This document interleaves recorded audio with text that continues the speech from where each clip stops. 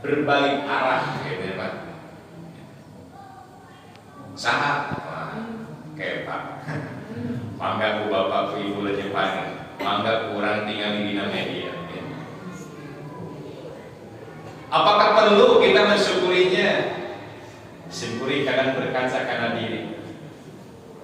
Nah, orang teh kudu mensyukurinya 80 tahun Indonesia merdeka. Kalau kita tidak bersyukur nanti kita disebut orang kufur, ya Pak.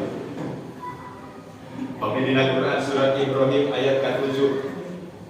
Allah Subhanahu wa taala ngadawu, a'udzu billahi minasyaitonir rajim, wa id ta'adzana rabbukum la in syakartum la azidannakum wa la in kafartum inna adzabi lasyadid. Jeung ingat nalika Pangeran Anjin ngamaklum ka Anjin saestuna jika Anjin lamun Anjin bersyukur pasti kami bakal nambah tina nikmat-nikmat kaula ka Anjin. Tapi sabalikna lamun Anjin kufur, Anjin kufur maka tangguhan saya. Ketika orang-orang penduduk bumi ini tidak mau bersyukur ya, atas nikmat-nikmat Allah, nikmat dari kemerdekaan itu, surah Allah, inna adzabi lasyadid, saestuna azab Allah kan tidak